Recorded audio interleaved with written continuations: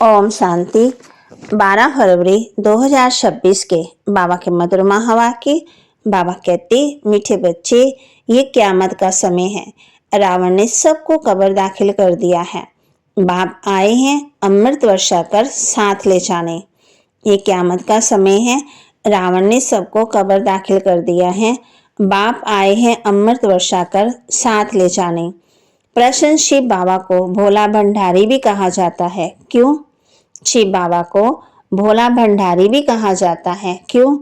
क्योंकि शिव भोलानाथ जब आते हैं तो गणकाएं, अहलाएं, कुब्जाओं का भी कल्याण कर उन्हें विश्व का मालिक बना देते हैं। आते भी देखो पतित दुनिया और पतित शरीर में, तो भोला हुआ ना। भोले बाप का डायरेक्शन है, मीठे बच्चे अब अमृत पियो, विकार रूपी विष को छोड़ दो। गीत दूर देश का रहने वाला आया देश पर आए। तो बाबा कहते, इतनी छोटी आत्मा कितना पाठ बजाती है। इस शरीर द्वारा हर एक आत्मा में पाठ बजाने का कितना बड़ा रिकॉर्ड भरा हुआ है।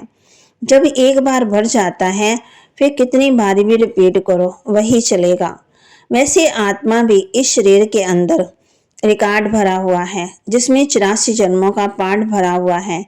जैसे बाप निराकार है वैसे आत्मा भी निराकार है। कहाँ कहाँ शास्त्रों में लिख दिया है वह नाम रूप से न्यारा है, परंतु नाम रूप से न्यारी कोई भी वस्तु होती नहीं है। हर एक चीज का नाम होता है।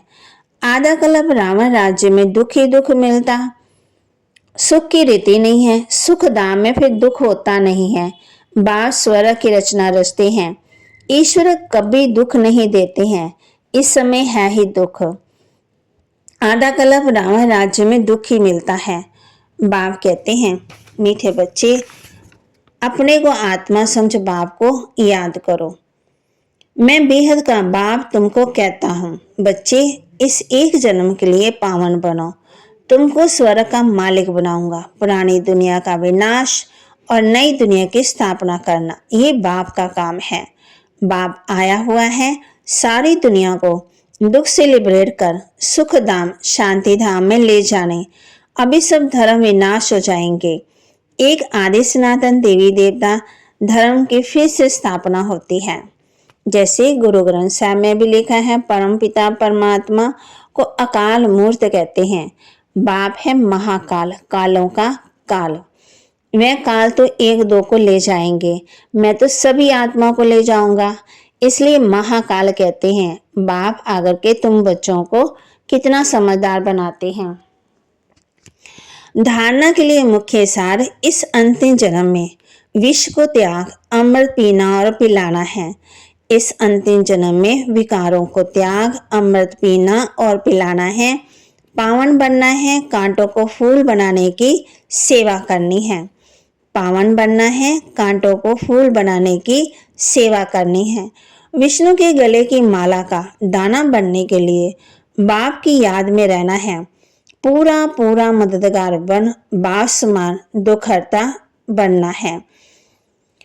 विष्णु की गले की माला का दाना बनने के लिए बाप की याद में रहना है। पूरा पूरा मददगार बन भाव समान दुखहर्ता बनना है। वरदान अपनी अलौकिक रूहानी वृत्ति द्वारा सर्व आत्मा पर अपना प्रभाव डालने वाले मास्टर ज्ञान सूर्य भव।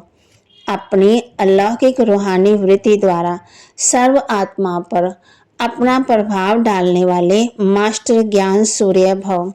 जैसे कोई आकर्षण करने वाली चीज आसपास वालों को अपनी तरफ आकर्षित करती है, सभी का अटेंशन जाता है, वैसे जब आपकी वृत्ति अलौकिक रूहानियत वाली होगी तो आपका प्रभाव अनेक आत्मा पर स्वतः ही पड़ेगा।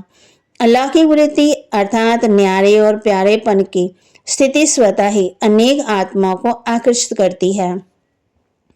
ऐसी अलौकिक शक्तिशाली आत्माएं मास्टर ज्ञान सूर्य बन अपना प्रकाश चारों ओर फैलाती है। स्लोगन, सदा स्वमान की सीट पर स्थित रहो तो सर्व शक्तियां आपका आर्डर मानती रहेंगी। सदा स्वमान की सीट पर स्थित रहो तो सर्व शक्तियां आपका आर्डर मानती रहेंगी।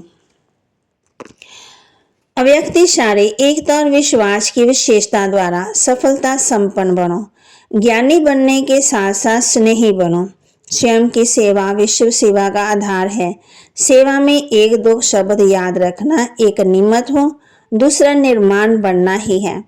इससे एकता का वातावरण बनेगा, एक दो के सहयोगी बनेंगे। तेरे मेरे की मान शान के टकराव की भावनाएं समाप्त हो जाएगी। तो बाबा के महावाक्य को लाइक करें, शेयर करें, सब्सक्राइब करें और अपने जीवन में जरूर जरूर धारण भी करें।